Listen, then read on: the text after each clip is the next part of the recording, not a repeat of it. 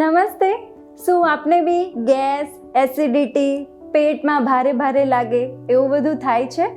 હા, આપણે રોજ દવાઓ તો લઈએ છીએ અને આપણને એવું થઈ જાય છે કે મટી ગયું, પણ એકચ્યુઅલમાં એ પિત્તાશયમાં પથરી થવાના પણ લક્ષણ હોઈ શકે છે.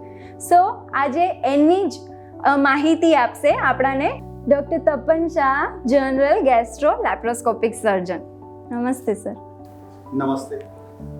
તો સર, આજે આપણે જાણીશું કે પિત્તાશયનું આપણા શરીરમાં શું કામ હોય છે અને તે આપણી પાચન ક્રિયામાં કેવી રીતના મદદરૂપ થાય છે.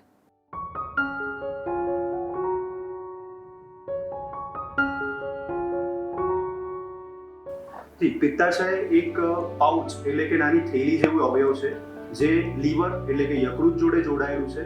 લીવરમાંથી જે પિત્ત બને છે તે પિત્તની મોટી નળીમાં થઈ અને પિત્તાશયમાં સંગ્રહ થાય છે અને પછી જ્યારે પાચન ક્રિયા ચાલુ થાય, આપણે કંઈક ખાઈએ ત્યારે તે પિત્ત રસ છે તેને તે આંતરડામાં વહન કરે છે. તો સર, પિત્તાશયમાં થનારી પથરીનું કારણ શું હોઈ શકે?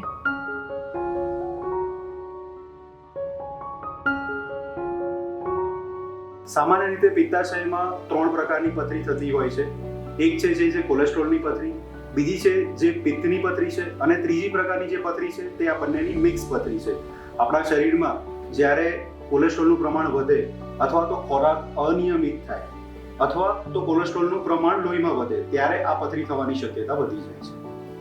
સર, આપણે એવું જોયું છે કે પુરુષો કરતાં મહિલાઓમાં પથરી થવાના ચાન્સીસ વધારે છે, તો એવું કેમ?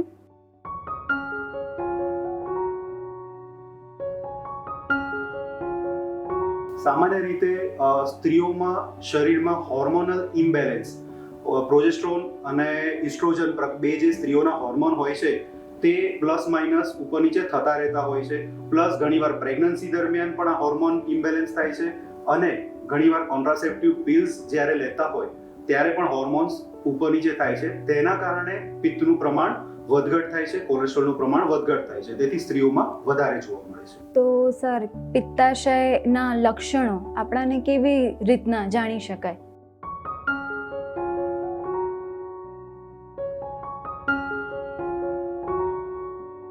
સામાન્ય રીતે પિત્તાશય ક્યારે તકલીફ કરે છે? જ્યારે તેમાં પથરી એક કરતાં ઘણી વધારે અથવા તો મોટી પથરી થાય અથવા પિત્તાશયમાં ચેપ થાય. આ બે પ્રકારના જ્યારે રોગ થાય ત્યારે પેટમાં જમણી બાજુ ઉપરની તરફ જ્યાં આપણું લીવર આવેલું છે ત્યાં દુખાવો થાય, તાવ આવે, ઉલટી થાય, પેટ ખૂબ જ ભારે થઈ જાય અને ઘણીવાર સ્વાદુપિંડ પર સોજો આવે ત્યારે સેપ્સિસના લક્ષણો જોવા મળે છે. પથરીનું નિદાન કરવા માટે સર કયા કયા રિપોર્ટ્સ આપણે કરાવતા હોય છે અને શું સોનોગ્રાફીથી પરફેક્ટ આપણાને ખબર પડે કે શું છે? આપણે જે વાત કરી તે પ્રમાણે લક્ષણો જોવા મળે ત્યારે સામાન્ય રીતે સર્જન ડોક્ટર અથવા તો ગેસ્ટ્રો ફિઝિશિયન અથવા તો ફિઝિશિયન પાસે દર્દીઓ બતાવવા જાય છે. ત્યારે આ લક્ષણોને અનુરૂપ કરી અને સોનોગ્રાફી કરવામાં આવે છે. પિત્તાશયના રોગો, પિત્તાશયની પથરી અને પિત્તાશયના ચેપ માટે સોનોગ્રાફી એ ગોલ્ડ સ્ટાન્ડર્ડ કહેવાય છે, કારણ કે તેમાં પથરી સ્પષ્ટ રીતે જોઈ શકાય છે. સર, પથરીના પણ અલગ અલગ પ્રકાર છે પિત્તાશયમાં, તો શું એ હર એક અલગ પ્રકારના માટે અલગ અલગ આપણે ટ્રીટમેન્ટ આપતા હોઈએ છીએ?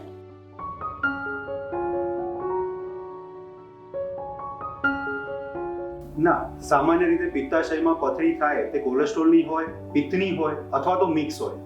તો તેમાં જો લક્ષણો વધારે હોય, વધારે લાંબા ટાઈમથી પેટ ભારે થવું, એસિડિટી, ગેસ વગેરે તકલીફો રહેતી હોય તો પિત્તાશયનું ઓપરેશન એક જ રસ્તો છે. સામાન્ય રીતે પિત્તાશયમાં ખાલી પથરી કાઢી શકાતી નથી, પણ પિત્તાશય જ કાઢવું પડે છે. તો પથરીમાં ચેપ લાગવાની સંભાવના ક્યારે વધી જાય?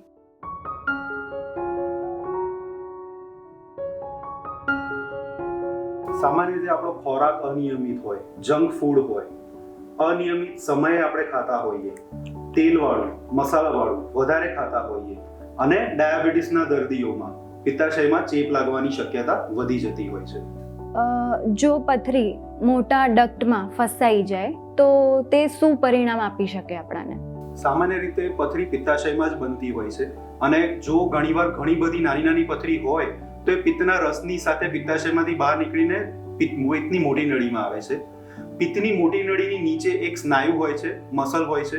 હવે જો પથરી ત્યાં આવીને ચોંટી જાય તો આપણી પાચન ક્રિયામાં ઘણી બધી તકલીફ થાય છે, કારણ કે પિત્ત આગળ લીવરમાં સંગ્રહ વધારે થાય છે, ત્યાં આંતરડામાં જઈ નથી શકતું. એટલે આપણે જેમ કહીએ ને કે કમળો થાય છે, મોટો કમળો થાય છે અથવા કમળી થાય છે, અને જેના કારણે લીવર ખરાબ થવાની શક્યતા વધી જાય છે.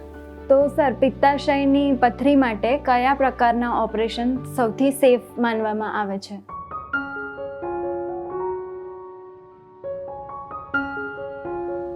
અત્યાર સુધી સામાન્ય રીતે પિત્તાશય માટે ઓપન પદ્ધતિ એટલે કે ટાંકાવાળું ઓપરેશન કરવામાં આવતું હતું, પરંતુ અત્યારે લેટેસ્ટ ટેકનોલોજીના કારણે લેપ્રોસ્કોપી કોલિસિસ્ટેક્ટોમી એટલે પિત્તાશયનું દૂરબીનથી થતું ઓપરેશન અત્યારે ગોલ્ડ સ્ટાન્ડર્ડ માનવામાં આવે છે.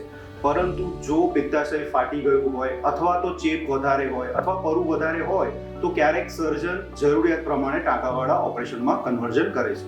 તો સર, આપણે ERCP જેવું બી કંઈક હોય છે, તો તે ક્યારે થાય અને કયા પેશન્ટ્સમાં આપણે યુઝ કરી શકીએ?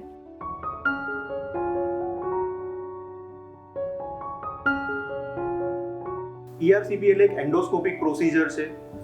આપણે આગળ વાત કરી તેમ પિત્તની મોટી નળીમાં જો પથરી ફસાઈ જાય તો જેમ આપણે મોઢા દ્વારા જે એન્ડોસ્કોપી કરીએ છીએ જઠરમાં થઈ અને નાના આંતરડામાં થઈ અને તે પિત્તની મોટી નળીની પથરી કાઢવા માટે ઉપયોગી છે. પિત્તાશય જો ડાયાબિટીસ પેશન્ટમાં હોય તો તે લોકોએ શું કાળજી રાખવી જોઈએ?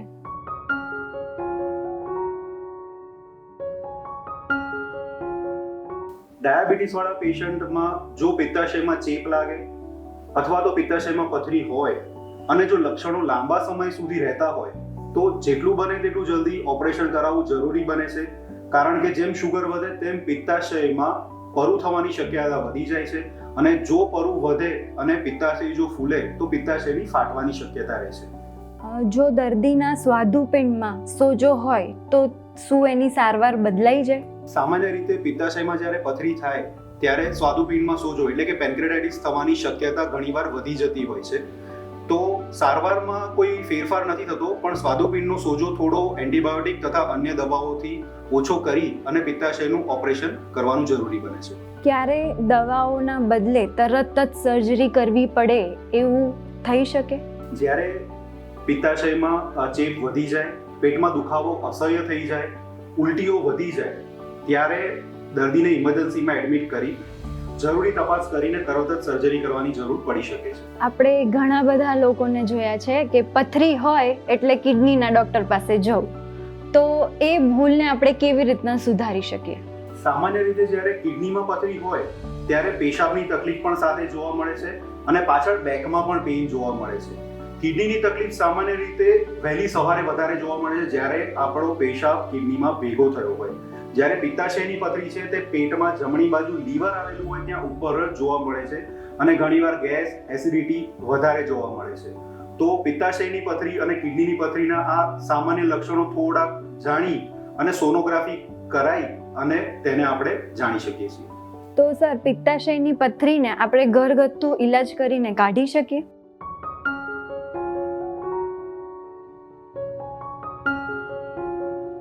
ઘરગથ્થુ ઈલાજ કરીને આપણે પિત્તાશયની પથરીથી થતા લક્ષણોને આપણે રોકી શકીએ છીએ, પણ પિત્તાશયની પથરી આપણે કાઢી શકતા નથી. પથરી અટકાવવા માટે લોકોએ જીવનશૈલીમાં શું બદલાવ લાવવો જોઈએ? આપણે જેમ જાણ્યું, પથરી થવાના કારણોને આપણે અટકાવીએ, જેમ કે શરીરમાં કોલેસ્ટ્રોલનું પ્રમાણ ઓછું થાય તેનું ધ્યાન રાખીએ, તેલવાળો, જંક ફૂડ, બહારનું જે ખાવાનું, મેંદાવાળી વસ્તુઓ બને તેટલી ઓછી ખાઈએ, પૂરતી ઊંઘ લઈએ, પૂરતો વ્યાયામ કરીએ તો પિત્તાશયમાં થતી પથરીને અટકાવી શકાય છે. એટલે કે લાઈફસ્ટાઈલ બદલવાથી આપણે સારી રીતના પિત્તાશયની પથરીથી છુટકારો પામી શકીએ છીએ. આજકાલ જેટલા પણ રોગો જોવા મળે છે તે મોટા ભાગે લાઈફસ્ટાઈલ ડિસઓર્ડર્સ જ છે, તો આપણે લાઈફસ્ટાઈલમાં થોડી ચેન્જ કરીએ તો રોકી શકીએ છીએ. તો સર, આપના તરફથી અમારા વ્યુઅર્સને તમારા તરફથી કોઈ એડવાઇસ? આજે આપણે પિત્તાશય અને તેના રોગો વિશે વાત કરી, તો પિત્તાશયના લક્ષણોમાં શરૂઆતમાં ગેસ, એસિડિટી થાય છે. તો આપણે જ્યારે પણ આપણને પેટ ભારે થાય, ગેસ કે એસિડિટી થાય તો દવાની દુકાને જઈને ગેસ એસિડિટીની દવા નહીં લઈ, એકવાર ડૉક્ટરને બતાવી અને પૂરતું નિદાન થાય પછી જ આપણે કોઈ દવા લઈએ તેવી સલાહ છે.